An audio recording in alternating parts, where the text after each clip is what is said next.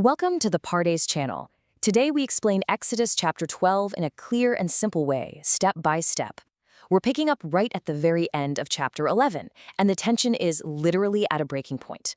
Moses has just stormed out of Pharaoh's presence, hot with anger. I mean, think about it. 9 terrible, devastating plagues have already battered the entire land of Egypt, yet Pharaoh has stubbornly, repeatedly refused to let the Israelites go.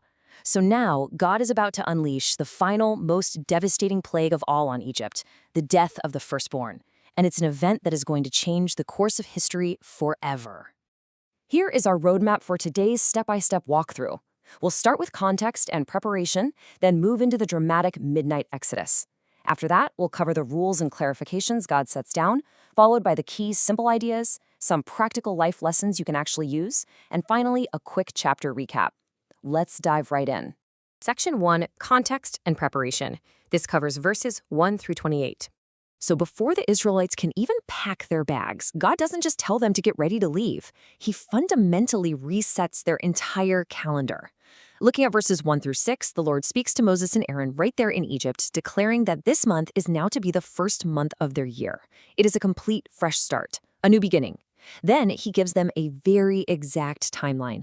On the 10th day of this month, every man must select a lamb or a goat for his household. And God is very practical here. If a household is too small to eat a whole lamb, they are to share it with a neighbor based on exactly what each person will eat. Now, this animal couldn't just be any animal. It had to be a year-old male without defect. That meant they were offering God their absolute best, an animal right in its prime. They are commanded to take care of this animal, keeping it safe until the 14th day of the month, and then the entire community of Israel must slaughter them at twilight.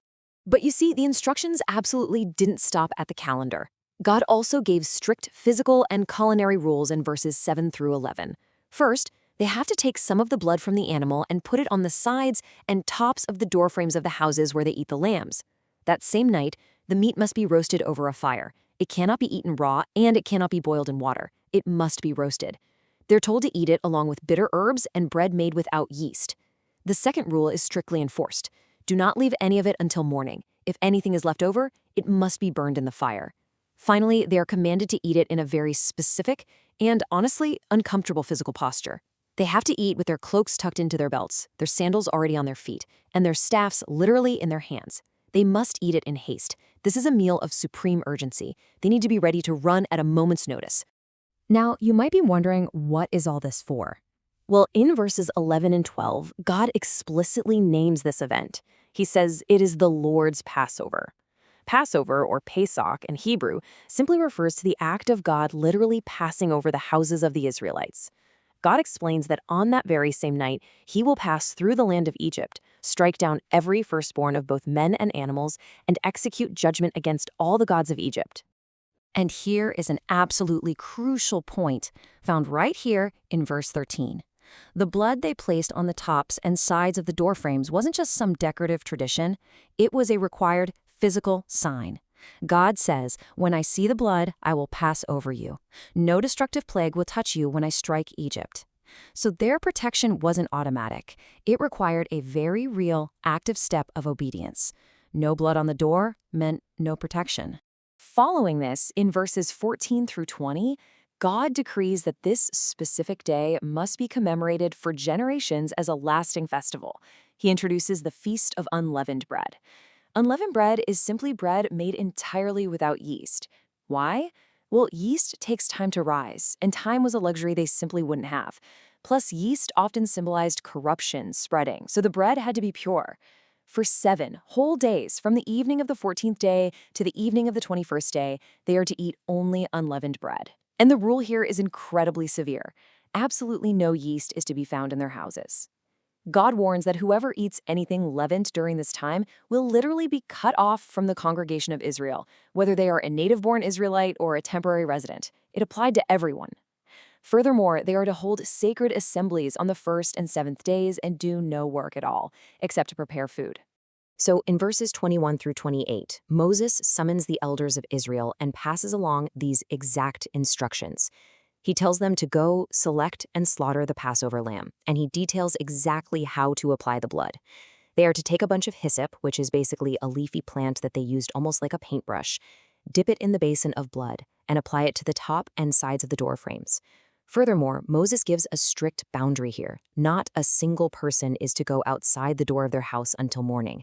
When the Lord goes through to strike the Egyptians, that blood will be the only thing that stops the destroyer from entering.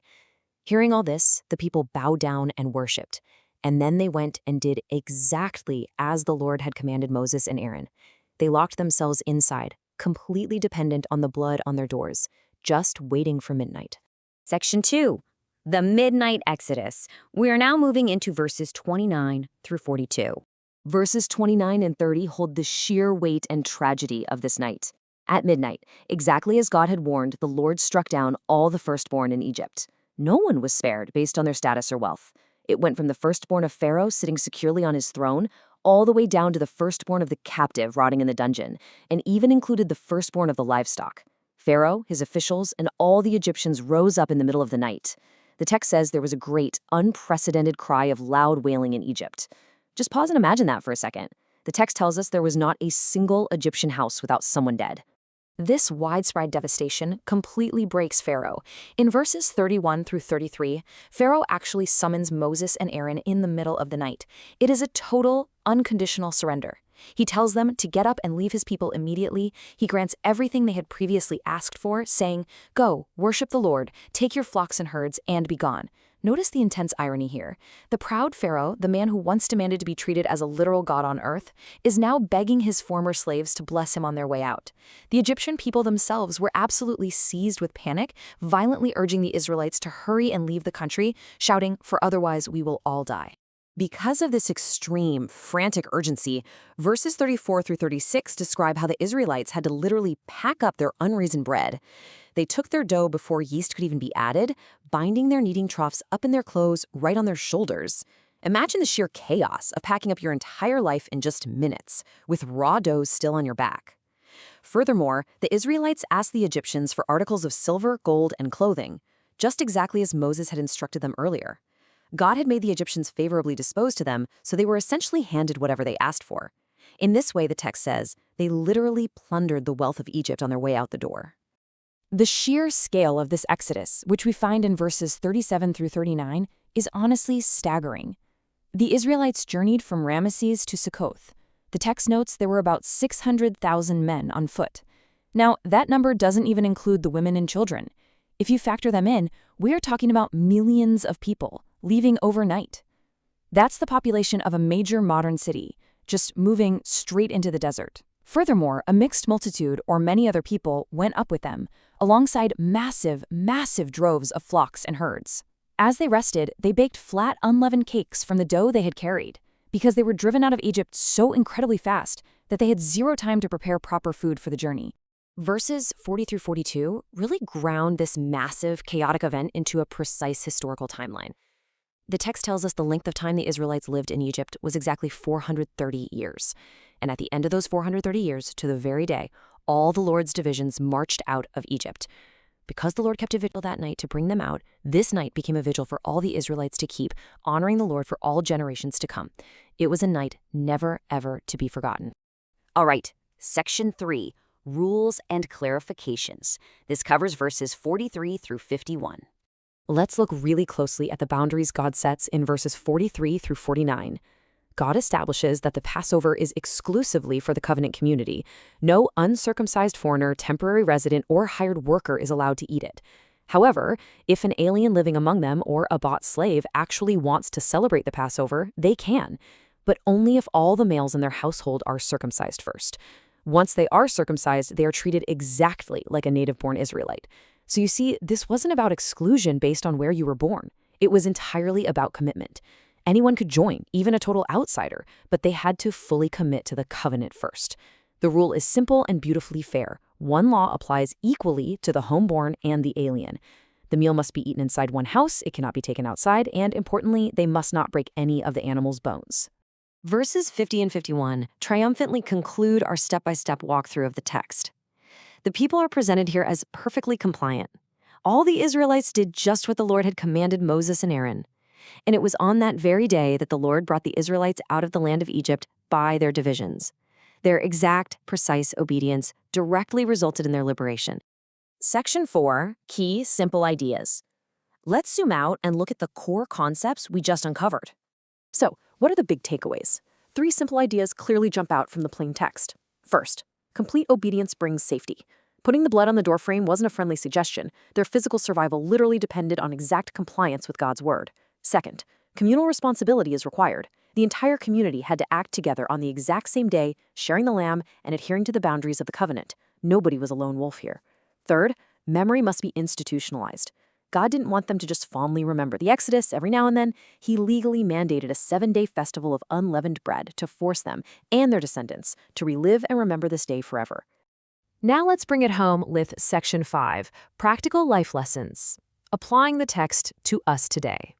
What can you and I actually learn from these historical events to improve ourselves? First, we learn to follow instructions precisely, even when we feel incredibly rushed or afraid. The Israelites couldn't cut corners on the meal prep, despite the midnight panic erupting all around them. Second, we need to remember and honor past deliverances. Actively institutionalizing gratitude, meaning actually building a memorial or a habit for what God has done for you, keeps you grounded. And finally, be prepared to move when called. That mental picture of eating with your cloak tucked in and your sandals already on, that is a brilliant metaphor for spiritual readiness. We must always be ready to move forward when the time comes without being weighed down by our past. Finally, Section 6, Chapter Recap, a quick summary of Exodus 12. Let's recap the flow. We started with God completely resetting the calendar and giving strict, specific instructions for selecting, roasting, and eating the Passover lamb, along with the very serious command to eat unleavened bread. We then witnessed the climax, the devastating midnight strike on Egypt's firstborn that finally broke Pharaoh's stubborn resistance. This sparked the massive, rushed exodus of literally millions of people, after exactly 430 years of living in Egypt. And finally, the chapter closed with God cementing the boundaries of the community, detailing exactly who could and could not partake in this perpetual covenant meal. As we wrap up today's explainer, I want to leave you with this provocative thought. What deliverances in your own life do you need to build a memorial for? Thank you for learning with us. If this helped you understand the chapter better, like, subscribe, and join us for the next chapter.